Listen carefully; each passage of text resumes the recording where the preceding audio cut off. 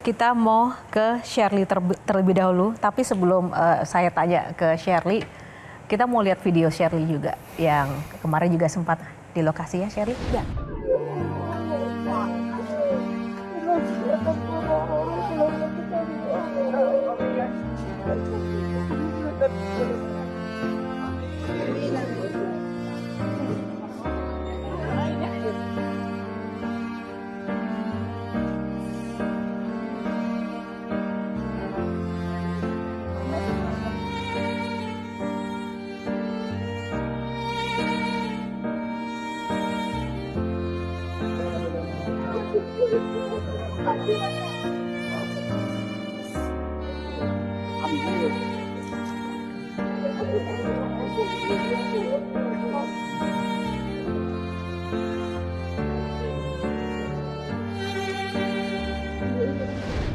Shirley juga memiliki darah Aceh ya? Boleh. Shirley lahir dan besar di Aceh, Mbak Ibu. Ibu Shirley masih di Aceh, tepatnya Aceh Utara. Hari ketiga, hari keempat, Shirley nggak dapat kabar dari ibu. Gusar, Shirley pribadi gusar. Karena 5 hari sebelumnya, sebelum kejadian, ibu Shirley nanya, di Jakarta baik-baik aja kan? Karena di sini udah 4 hari berturut-turut hujan deras. Jadi ketika hari selanjutnya nggak bisa dihubungi, itu saya digusar. Beberapa wilayah terisolir dan tidak bisa mengirimkan informasi keluar. Saya harus mengonfirmasi ketika hari ke-10 Shirley pulang benar adanya.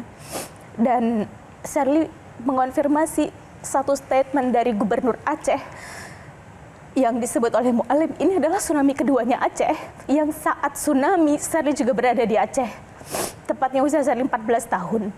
Yang ingin Shirley highlight adalah bahwa video tadi, mereka nggak tahu sebetulnya apa yang terjadi, rumah mereka sekarang udah nggak ada, di tempat tadi dikonfirmasi bahwa ada satu desa yang hilang. Di saat itu ketika Shirley mendengar, bapak dan ibunya menyebutkan bahwa itu adalah sawah tempat bapaknya mencari, dalam tanda kutip, bekerja. Dan itu adalah rumah yang mereka tabung seumur hidup. Dan yang jauh lebih menyayat hati adalah ketika bertemu dengan anak-anak, dan mereka bertanya, kami masih punya masa depan nggak ya? Dan yang jauh lebih sakit adalah ketika hari ke-10 dan ke-11, permintaan mereka ternyata sederhana. Boleh nggak masuk 1 genset saja ke desa kami? Makanya ketika tadi saya ngelihat videonya Kak Andin, maka saya harus akui itu terjadi di puluhan desa lainnya, di kabupaten lain. Boleh jadi bukan hanya di Aceh, tapi juga Sumatera Utara ya Kak, dan Sumatera Barat. Dan dalam hal ini kenapa saya akhirnya nggak kuat menahan nangis, ini titik kedua yang saya didatangi Mbak Yu. Pertamanya saya adalah di Gayo. Di Gayo itu benar-benar terisolir sampai hari ke-10, ke-11, 4 jembatan vital yang menghubungkan Gayo dengan kabupaten lain itu putus total. Sehingga hanya bisa bantuan udara, BNPB yang masuk, dan saat itu saya difasilitasi oleh BNPB. Dan hari ke-10, ke-11 ketika datang, saya harus akui bahwa pemerintah daerahnya saja senang sekali. Setelah saya datang ke kantor bupati untuk melihat posko, ternyata bantuan itu untuk didistribusikan ke desa-desa lainnya sangat sulit. Bahkan masih ada yang terisolir desanya. Artinya ada 88 jembatan di kabupaten itu tok yang terputus. Maka kita bisa bayangkan bahkan hari ke-11 kebutuhan paling dasar untuk makan bertahan hidup masih sangat sulit didapatkan. Sehingga ketika hadir ke titik kedua di PD Jaya, hal pertama yang saya disampaikan dan nggak kuat air mata adalah saya minta maaf. Cuma bisa segini. Tanpa mengurangi rasa hormat saya kepada seluruh relawan yang hari ini masih di daerah. Relawan sudah berjibaku, berjuang keras, teman-teman kitabisa.com dan semua lembaga las atau filantropi yang turun. Juga TNI, Polri yang bekerja keras. Tapi ternyata itu nggak cukup, Mbak Yu. Seperti apa suasana dan situasi yang Sherly alami ketika bertemu dengan warga yang terdampak di sana? Kehilangan harapan. Kehilangan harapan. Kehilangan harapan karena boleh jadi yang terjadi sekarang kepada para korban gitu ya. Mereka masih di titik survival. Butuh makan, ada yang kemarin Sherly di posko pengungsian karena memang di Gayo saat itu terputus aksesnya, maka yang paling sulit adalah BBM, gas yang mereka sudah mulai memasak menggunakan gelondongan-gelondongan kayu yang mereka potong kemudian dikeringkan dan itulah yang mereka jadikan sebagai kayu bakar. Poinnya adalah ketika Sherly berdiskusi, ngobrol, mendengar dengan bapak-bapaknya, ibu-ibunya, maka kalaupun harus disuruh kembali ke sana, kayaknya nggak mau. Traumanya tuh masih ada untuk kembali ke titik itu, ke titik rumahnya. Belum lagi bagaimana anak-anak kami ke depannya. Berbicara dengan anak-anaknya, mereka bilang, Kak, ini akhir tahun. Ketika kawan-kawan kami di luar sana bicara tentang tahun depan kita mau punya target apa ya? Kami masih bisa sekolah di mana, Kak? Karena bahkan dari Pemdanya menyebutkan sekolah mereka rata. Indonesia nggak kekurangan orang baik, saya pikir. Dan sejarah sudah membuktikan bahwa tingkat kedermawanan orang-orang Indonesia itu masih masuk 3 besar di dunia yang ketika dibutuhkan kita semua murah hati. Apa yang bisa kita bantu ya? Tapi boleh jadi apa yang hari ini terjadi di 3 provinsi di Indonesia, ini nggak cukup hanya tangan-tangan relawan aja. Kalau memang ini adalah tentang kolaborasi, maka jelas harus ada komandonya. Karena statement terakhir yang saya dapatkan di lapangan adalah ada banyak orang baik yang bergerak, ada banyak lembaga filantropi yang bergerak, bahkan dalam hal ini boleh jadi TNI, Polri juga sudah habis-habisan. Mereka juga sampai kemarin masih berupaya untuk segenap tenaga, tapi ternyata satu yang hilang, garis komando, Mbak Yu. Dan boleh jadi itu datangnya adalah dari pusat.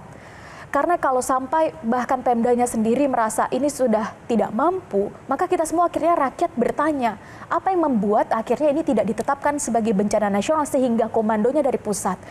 Saya sepakat bahwa kalau memang ini adalah masih dalam tataran kawan-kawan menyalurkan bantuan, apa yang dibutuhkan, ada yang bilang selimut, mungkin di tanggal sekian sudah membutuhkan yang lain lagi, maka pasca bencana kita bicara tentang rekonstruksi, rehabilitasi, trauma healing, dan membangun kembali harapan anak-anak, ibu-ibu, termasuk bapak-bapaknya.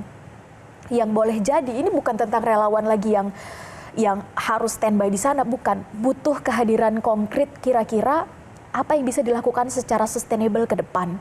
Dan saya mungkin dalam hal ini tidak menyebut brand apapun, kalau sampai relawan yang berpikir untuk ide dan gagasannya gimana kalau cabai ini kita jualkan di luar pulau sana, pertanyaannya adalah kalau ini adalah tentang pengembalian kehidupan ekonomi sosial masyarakat dipikirkan oleh relawan, maka kita tahu ada spot kosong yang kemana pemerintah. Maka dalam hal ini tanpa bermaksud untuk melihat ini A, ini B, ini menjadi tanggung jawab kita semua. Kita semua butuh untuk saling berpegangan tangan jelas. Sherly, ada tidak situasi yang kamu ketahui tapi ternyata kami yang ada di sini, masyarakat yang menyaksikan Q&A kali ini tidak ketahui sebenarnya tentang fenomena yang terjadi, tapi Sherly melihat itu? Saya pikir relawan yang boleh jadi ada di lapangan juga sekarang cukup aktif menginformasikan apa yang hari ini terjadi di lapangan. Maka dari situ Sherly akhirnya 2 poin aja, Mbak Yo, bahwa tetap kritis, saya meng-highlight apa yang tadi Kak Andin bilang, tetap kritis, tetap hidupkan logika akal sehat kita teman-teman dalam mengonsumsi informasi di sosial media, pilah dan pilih, ini logis nggak ya, ini benar nggak ya, karena poin pertama adalah yang kita saksikan hari ini di Sumatera, itu hilir. Dan saya mengutip perkataan dari pimpinan redaksi NetGeo bahwa kalau di Sumatera yang punya hutan tropis dan bukit barisan sudah tidak mampu menahan curah hujan yang memang diprediksi sampai Februari nanti masih akan terus meningkat, maka hal yang sama bisa lebih cepat terjadi di pulau-pulau Indonesia lainnya. Ketika Sumatera punya hutan tropis yang diakui oleh UNESCO saja dalam kondisi gundul, maka kita bisa bayangkan di tempat lain. Maka hulunya adalah sesudah ini. Jaga nafas teman-teman bahwa ini akan sangat panjang, bahwa boleh jadi hari ini cerminannya ada di Sumatera. tapi besar kemungkinan akan terjadi juga di tempat lain. Maka butuh kita semua hari ini anak muda untuk tetap melihat apa yang harus kita lakukan terhadap alam ya.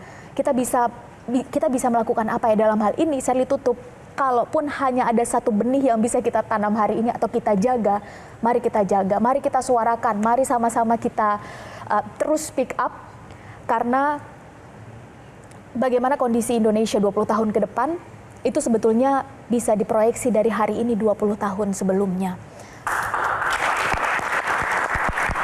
Jelajahi cara baru mendapatkan informasi. Download Metro TV Extend sekarang.